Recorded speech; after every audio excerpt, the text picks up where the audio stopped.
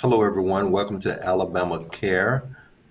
We apologize. We had a little technical difficulties getting started, but we're on and live now. And today, we welcome to the show Miss Kathy Boswell. She's the VP Community Engagement for the World Games, and Amy Rauworth, who is the Chief Development and Strategic Partnerships at Lakeshore Foundation. So, welcome, guys. Thank you all so much for being on. I really appreciate you taking the time to be on today. And our topic for today is um, um, on inclusion of the World Games that is coming to Birmingham, Alabama in 2022. And so, Mhm. Miss Kathy, tell us a little bit about yourself.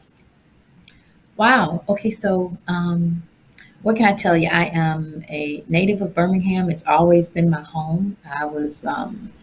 I grew up in a community called Mason City, and I'm one of 10 kids. So I have 10 siblings. So I'm number seven.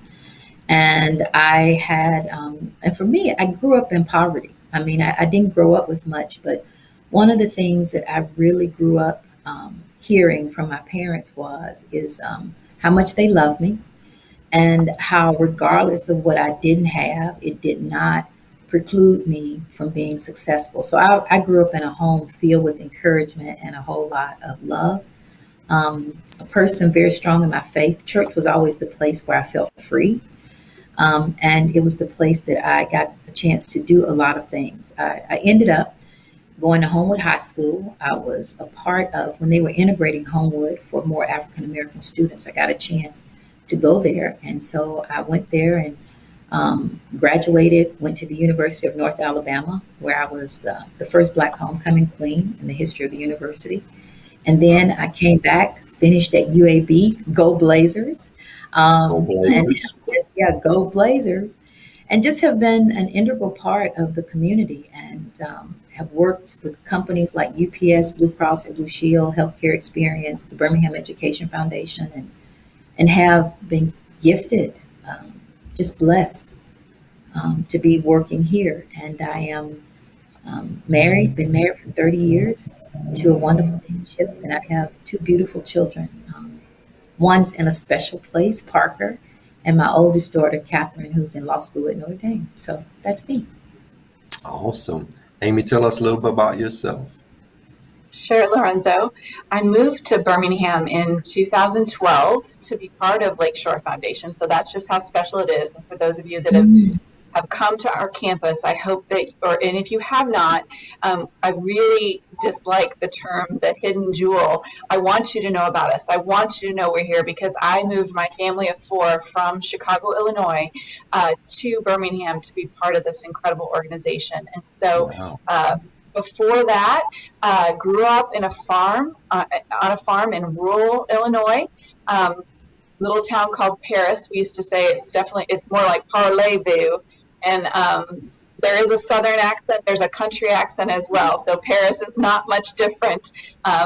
It's a different twang, let's say. And grew up there in a very small town, Paris, Illinois, population 9,000. Went to school outside of Chicago and ended up transplanting into the city. So I lived in the city for almost 20 years, and my kids were born in the city. My husband and I, we have two children. We have now my youngest, Lauren Rauworth, is a freshman in Hoover High School this year, starting tomorrow. It's a big day. And my oldest daughter, Katie Rauworth, is a junior. And so when they moved here, they were 5 and 7. And so the questions I used to get is, Mom, do we have to get in a car to go to the grocery store? That was like completely a different concept. We could use we could get on the L or just walk to the local neighborhood bodega, but you can't do that here. And then when we did get in a car, they said, Mama, where are we at? Are we in a forest? And I said, no, we're going to go to Super Target, just down the road a few miles. So I love Birmingham, love Lakeshore, love the work that we get to do. And I think in my title, you might have heard partnerships. And I really do believe that's the core of all of my work. together. And I know, Lorenzo, you've been a great partner. Kath, you've been a Mm, great partner. So anybody who's listening, I always extend that hand. And so if you want to join Lakeshore in some of our initiatives, we welcome that and welcome a conversation. mhm. Well, thank you all so much for sharing.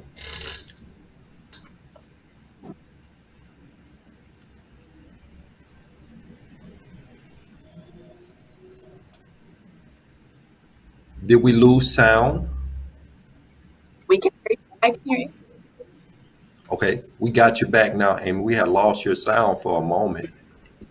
Oh, sorry. Well, no problem. Well, thank you all so much for sharing. I really appreciate y'all sharing that. You guys have such interesting stories there and backgrounds, and so we got so much we want to cover Okay. on the show today. So many questions, and so I want to shoot my first question to you, Kathy. What are the World Games? Ah, so that's a big question. So I'm gonna give you a short answer. So the World Games started, an organization started in 1980, the International World Games Association, and it virtually created an opportunity for sports that were uncontested in the Olympics. And so the World Games consist of 34 plus, and I think it's actually 37 federations, but they are sports that are not competed in the Olympics. However, you may hear of some of the sports, like for example, gymnastics will be a World Game sport, but the difference is in the discipline. That's what's very interesting. For example, in the World Games, gymnastics will be here, but we'll have acrobatic and aerobic gymnastics and tumbling. And so when we talk about acrobatic, we're talking about two or three gymnasts actually they're together. I mean, doing all kind of various types of flips and movements, and also parkour, which is that extreme gymnastics. So that's what it really is when we talk about the World Games. It's just the uncontested sports and very unique sports from over 100 countries that we may not have actually heard of. So very, very interesting. But that's what I would say in a nutshell. So we say a journey to one world, one games, a disability and inclusion initiative. What does that mean? I would say I'll give that to Amy. Amy, I'll let you go. What does that mean? Well, in a lot of that, I wear a lot of different hats. And in the world of advocacy and policy, I'm an ally. I'm not a disabled person, but I am an ally. Hopefully, I'll be a co conspirator one day. But I think it's really important to understand that many times the disabled community are not included. And even I love the most recent slogan. You may have heard around the ADA, the anniversary of the ADA. 31 years is enough notice. I think that's a really good statement in regards to a lot of times it's just not that people are ill intentions by any means, but it's not always at the forefront until you have a family member with a disability, a friend, a coworker, a colleague. You almost don't see the world the same. But once you do, that light switch is turned on, and how you experience the world is different. And I think as an ally, it's really important to me that we showcase Birmingham in the best light possible. And that includes disability inclusion and access for all fans and athletes who have a spectacular sporting event that's going to occur right here in our own backyard. So to me, it means equity and opportunities for all, and means including the disability community in all of the aspects of the World Games. So I'm going to add one thing. So I wanted Amy to give that, but I also want to share something. This is the first time in history of there being an inclusive adapted sport as a part of the World Games sporting event. I mean, ever in history. So here it is for the first time in 40 years, the games have been back in the United States on American soil. The last time the games were in the US was in 1981. But there has never been an adapted sport as a part of the sporting event opportunity of the World Games. So wheelchair rugby will be that first event, and it will happen here, in Birmingham, Alabama in 2022. And when we were selected as a host city, the host city has an opportunity to choose 5 sports as what they call invitational sports. And at the table, we have a local organizing committee around the World Games, and it's the Birmingham organizing committee. So for the World Games, the host city always has to develop this committee, and it takes on the name of the city. So of course we have the Birmingham organizing committee. But at that table was the executive director of Lakeshore, Jeff Underwood. And being at that table, there was discussion, and there was thinking, and there was thought, and there was this opportunity to talk about adapted sports.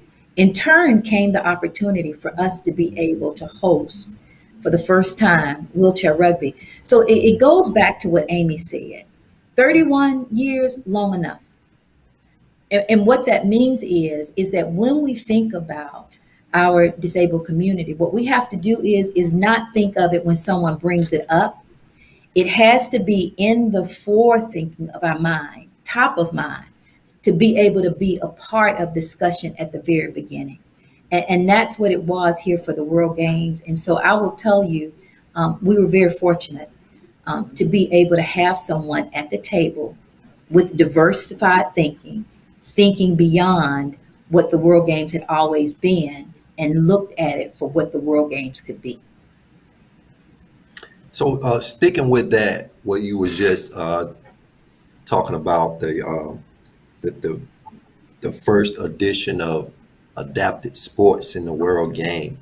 That's pretty awesome. And we're Yeah. talking about wheelchair rugby. So, Amy, let me ask you this question: what's the difference between like low point wheelchair rugby and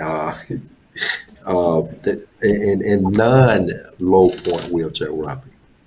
Well, it gets into the classification system, which is somewhat complex across a lot of Paralympic sports, but it is the amount of points that each player has and how many points you can have on the court, on the field.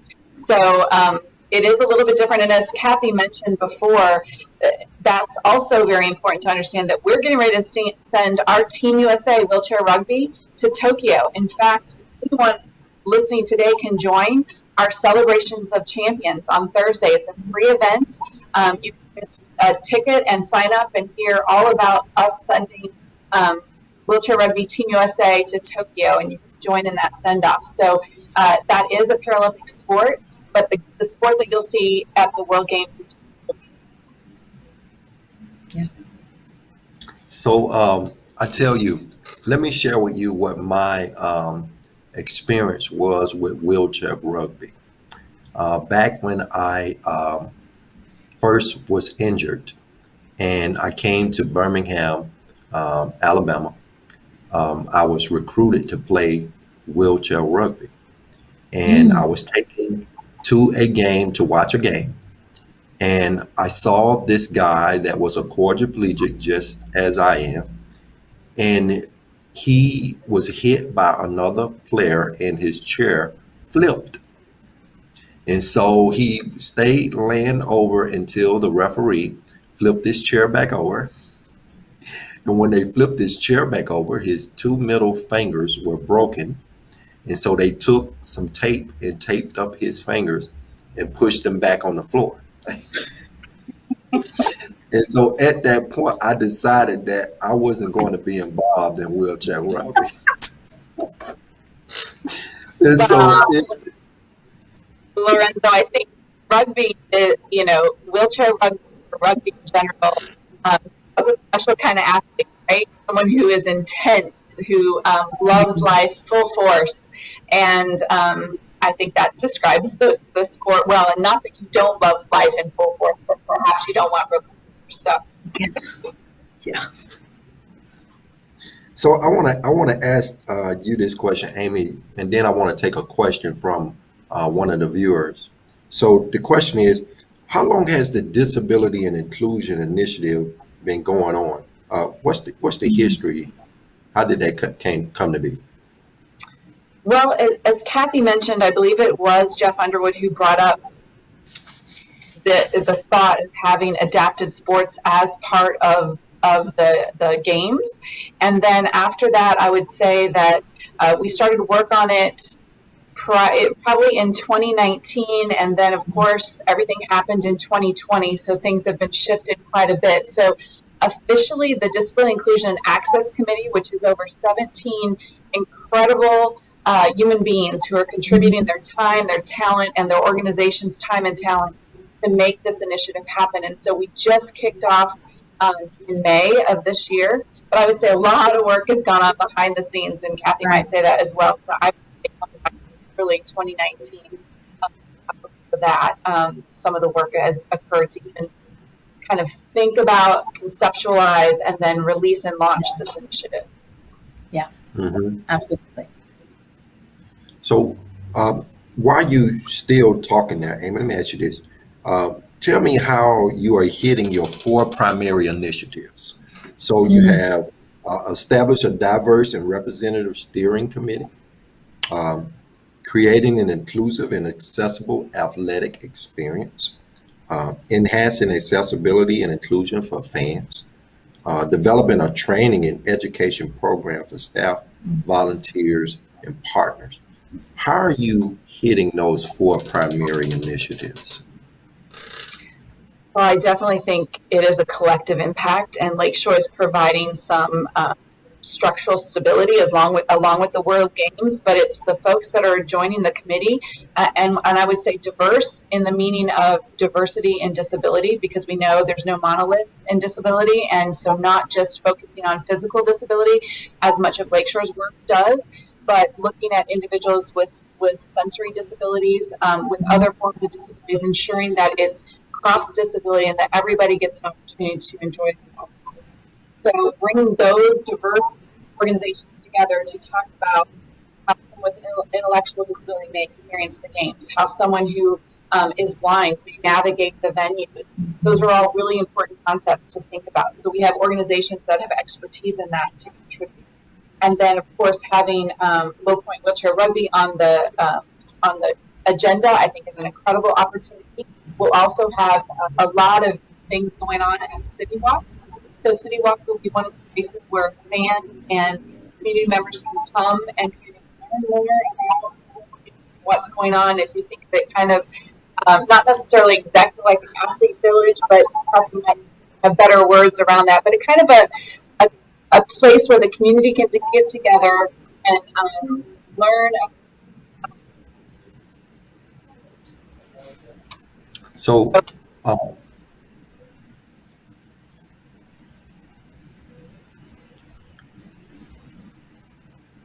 I And then think we're are having, you still not hearing me? Are you not now, hearing me? it went out now, for a now we brief can. moment. You're back now. Yeah. Okay, sorry about that. It must be my connection. So also we have subcommittees that are addressing all of those items that you talked about, Lorenzo. So we have a subcommittee that's addressing the fan experience. We have one that's looking at the athlete experience. So we'll be doing pre and post surveys to ensure that the athletes' expectations are met. And then we also have a group who are coming together to folks around training and education and disability inclusion concepts that are going to be really important at the venues and across. Mhm. Well, you can still hear me.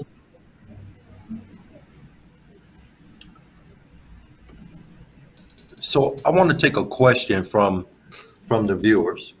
So, Miss Kathy, can you take this Yes, question? So, the absolutely. question is, what is the difference between the World Games and the Olympics? Okay. So that is they are. It's about the sports.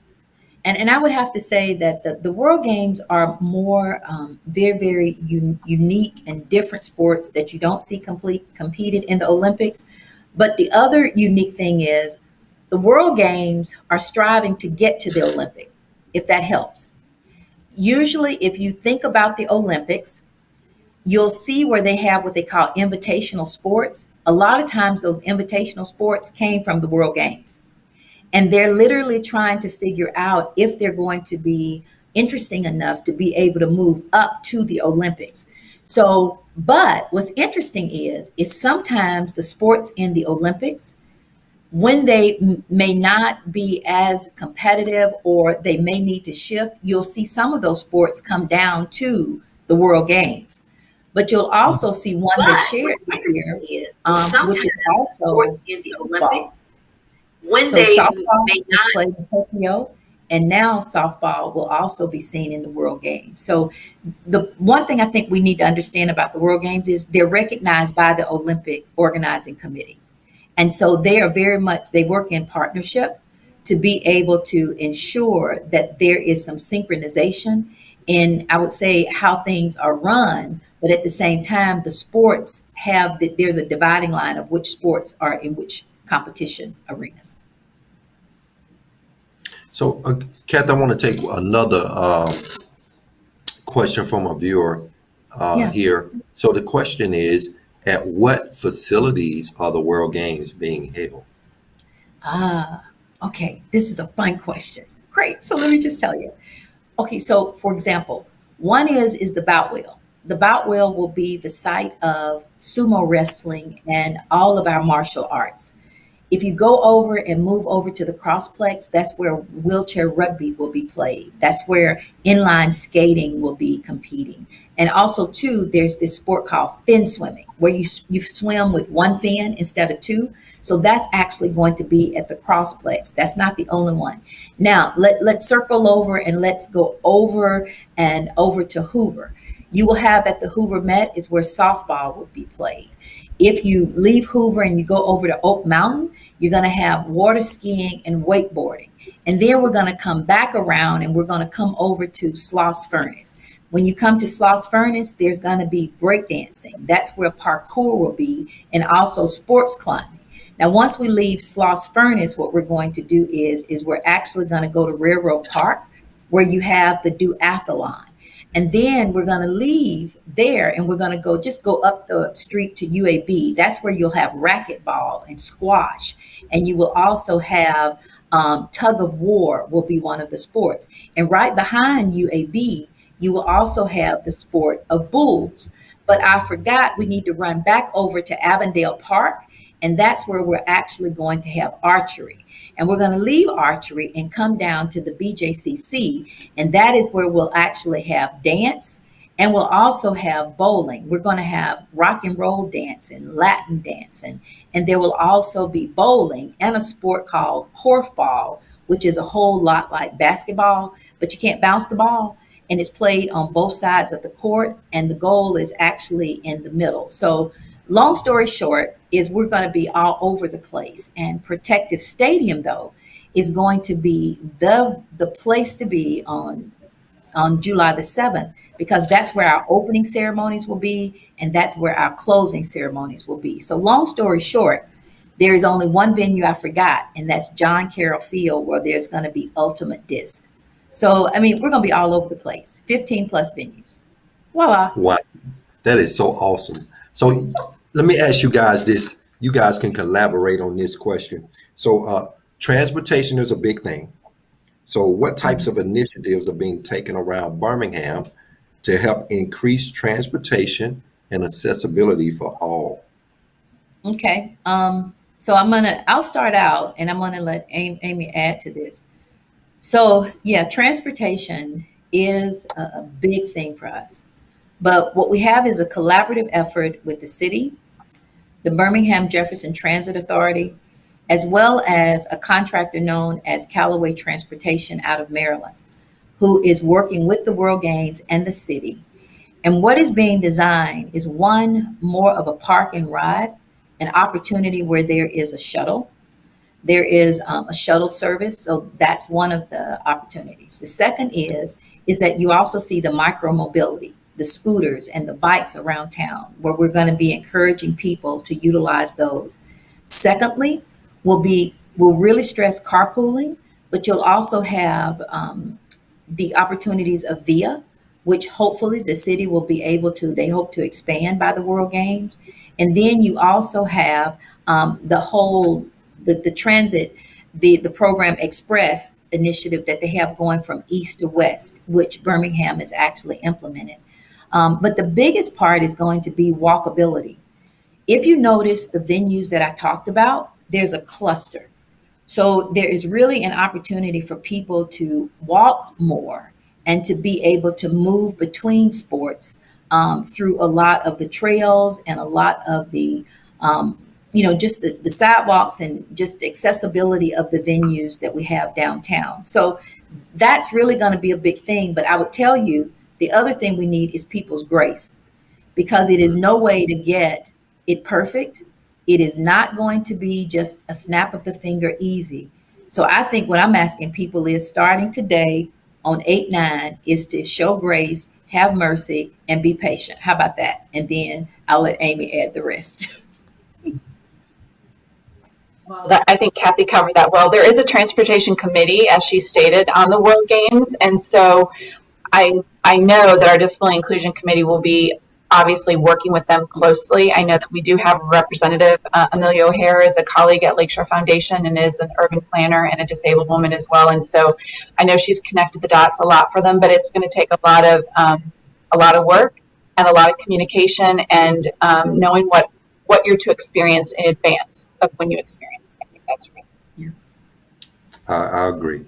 And so we definitely going to lead a lot of grace, and definitely asking the community to show us that. So, Kath, I want to stick with you a moment. So what are some of the biggest challenges you still face before the games go live? Golly, man, Lorenzo, I'll tell you. One of them is this: is at the very forefront of my mind is that the games haven't been in the U.S. since 1981. That means there's no playbook for the U.S. That's there. So you really have to pull people to be wise enough to get a large group of people with different expertise at the table to execute this. The second thing is the pandemic. We have to raise funds for the games. Well, the priority is people right now, because people are having to recover from the pandemic. Businesses have to be saved. There's a focal point of what I just call compassionate leadership that has to be shown now. Even though you may want to help with an event, the compassionate leaders have to think about the community and people. And so therefore, there's a choice that's having to be made where you're going to actually place money and funding. So it's been a challenge raising funds for the game.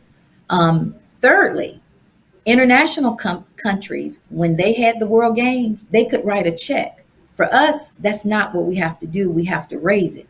So how we raise the money, the dynamics of raising it during the pandemic, those things are existing.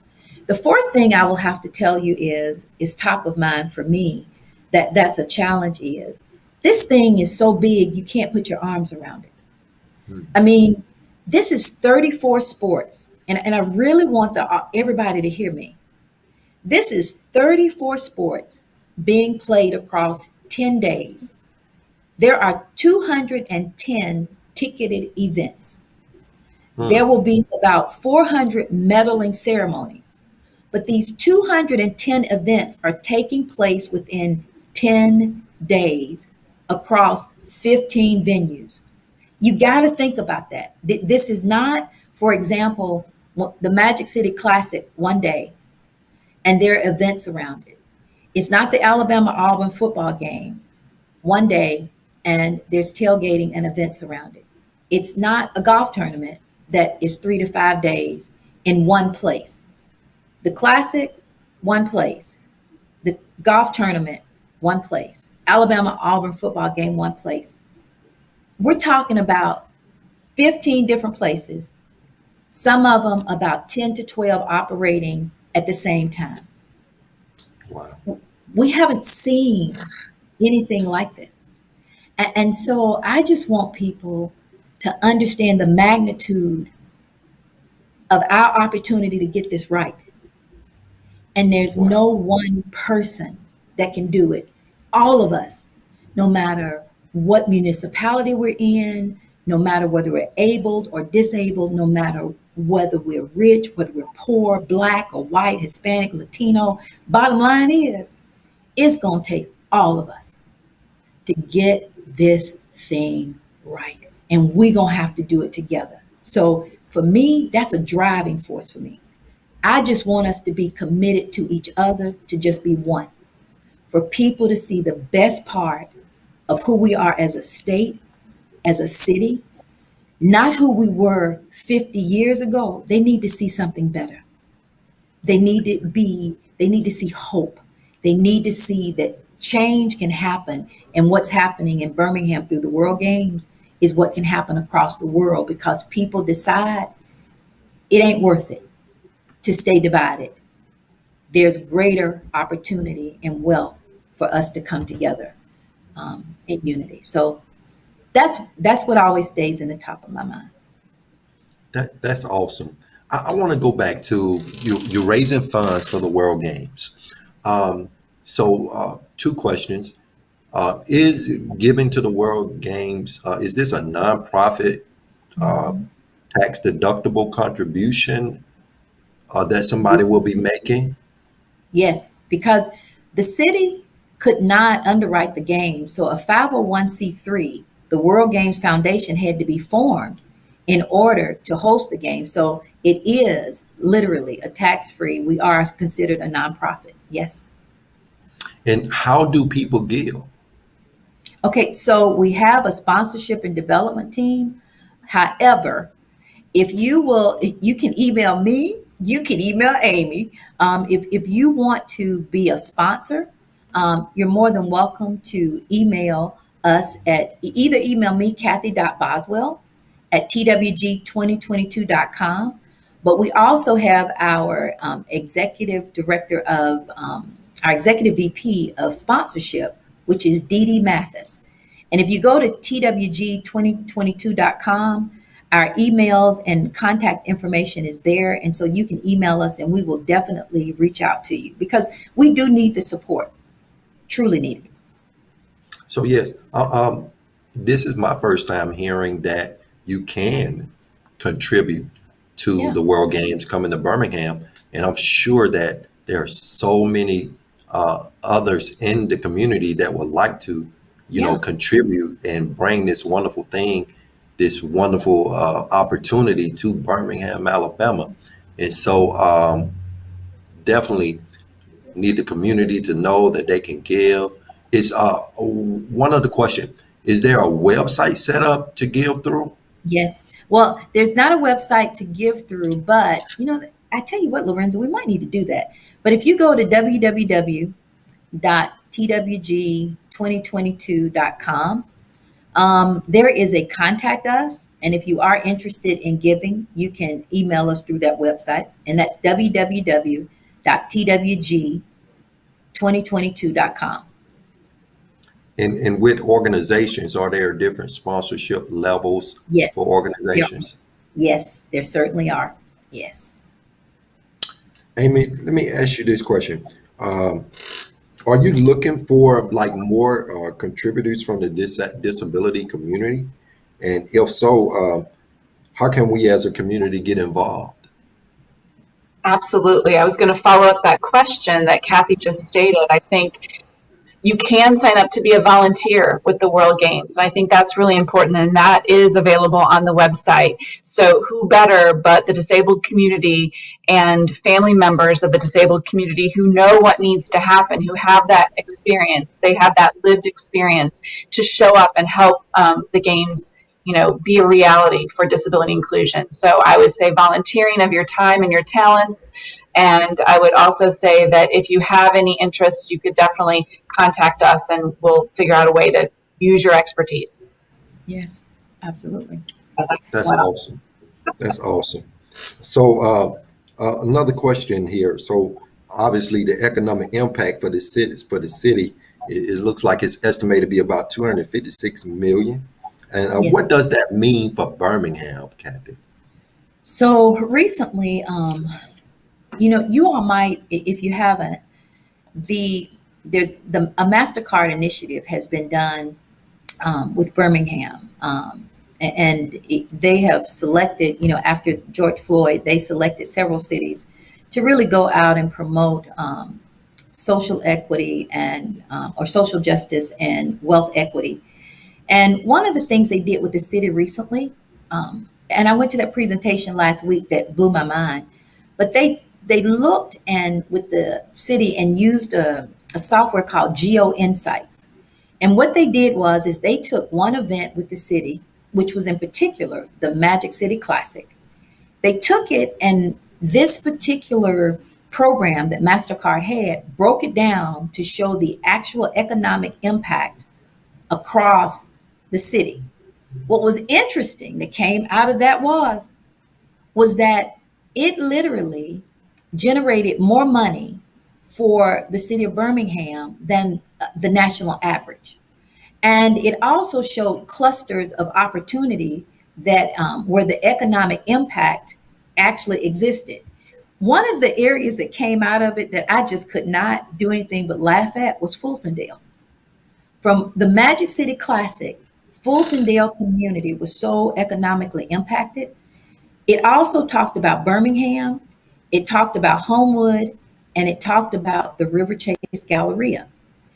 And then it pointed out that that was just in hospitality. So it was able to identify clusters of opportunity where economic opportunity existed. But then it pointed out even from the restaurants, and it really pointed that small businesses generated so much economic opportunity from just that one event because people went, and what did they do? They went to eat. And most of the restaurants here are what? Small businesses. So I say all of that to say, if they can show that there were ways that there was literally economic impact above the national average from one event, please tell me why we cannot believe and only imagine what could happen across the 11 days of the World Games. So Wow. I don't know if that answered your question, but I just needed for us to convey that they talked about one game, and we're talking about an 11-day event, knowing that 5 to 6,000 athletes, technicians, and officials are going to be coming to our city. Wow. That is I'm just saying. awesome. Mm. So we are less than 1 year away from the World Games. And obviously, at this present moment, COVID-19 is a major concern, so how are you planning, to address those concerns, at this moment? Um, I'm going to tell you this in just one clear statement. If there's one thing that is very apparent, we are very divided on how we see this pandemic and COVID, even how we respond to it. But at the end of the day, we're going to follow whatever protocol we need to keep every human safe. It may not align with everybody and what they think, but at the end of the day, this event is about the athletes. We want them to come well. We want them to leave well. But for everybody serving them, we want them to be well as well. So we're going to take the necessary precautions, follow the CDC protocol, but we know that the IWGA, the Birmingham Organizing Committee, the City of Birmingham, and the state, we're going to do what we need to do to truly ensure the health and well-being of these athletes and the people we serve. What that may look like in 2022, I don't know, because nobody would have thought we'd be where we are in 2021. But at the end of the day, what we have to realize is these people have families and they have homes to go back to. And we want to send them back and take whatever precautions we can to return them home. Okay. Will there be any vaccination requirements? As of right now, there's not. But who knows in 2022? Kathy, let me ask you also this question. Are there any upcoming events and ways that people can get involved? I want to go back to what Amy said. One is go to our website. If you or your organization are interested in volunteering, please sign up because on October 1, there is an application that will launch for our volunteer program. And that is going to assess people on what areas they may want to volunteer in. And for our volunteer program, there are some areas that will require background checks just simply because of the sensitivity and confidentiality of some of the areas and dignitaries that are coming. But we will be taking those applications, and it will assess again where people may want to work, what their availability may be. So that's one of the places. The second thing that I would tell you is on people getting involved, and that is being able to, if you want to buy a ticket, you can always go and buy a ticket too on our website. The third thing I want to say about people getting engaged is through our World of Opportunity program. That is, if you're a supplier or a vendor, you can go to our website and register to be able to, we have RFP opportunities. And so if you have a good or service that may be needed for the games, we can notify you about that. So that would also be a way that you could get involved as well. That's awesome. And so our last question from the one of the viewer here, which is the question that I had down as well, was how do you get tickets for an event? Very good. So if you go to www.twg2022.com, you cannot miss the word tickets. It is really, it's going to hit you smack dab in the face. It probably will be the first word that you'll see, like tickets. So when you go to tickets, let me give you some insight because you got to be patient. Remember, I told you it was 34 sports. All right. Remember, I explained there were 15 venues. Okay. And remember, I stated that it was across 11 days. So what that means is 34 sports, 15 venues, 11 days. And remember, I said 200 and ticketed events. So when you go into the ticket site, you can search for it by sport, by day, and by venue. By sport, by day, and by venue. If you search by sport, it's going to take you through all the sports. So what you might want to do before you actually start looking for tickets is to go to the sports section of the website and see all the sports that will be there and figure out which one you're interested in. That way, it'll help you decide what you're looking for. If you know you want to go to the sports close to home so you can walk and don't have to worry about transportation, simply go to that particular venue, select the venue, it'll give you all your times. If you know that, guess what, I can only go on Saturday, go to the by day tab and pick that day that you know you're going to be able to go. So if you want to go all over the place, go up under sports. If you want to go close to home or to a certain location, go by venue. But if you know you only you're available to go by day, simply search by day. So those are the options, but that's one of the easiest way to think about the tickets if you want to purchase them. So when will the schedules be out? Now, yep. So if you go in, even on the site, there's a schedule. So it has the tickets are there telling you the time, the location, the sport. So the schedule is actually out there now on our site. That's awesome. Guys, It is. I appreciate y'all so much for taking time to come on Alabama Care today and to share with us about inclusion with the World Games. This is such a huge deal for the city of Birmingham, the state of Alabama.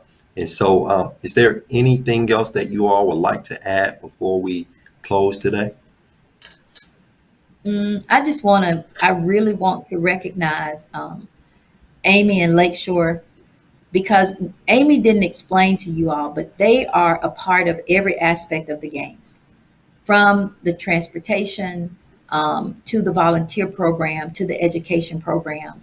And I just really cannot thank her enough for all she's doing to really just be so engaged in every aspect of the game in representing Lakeshore.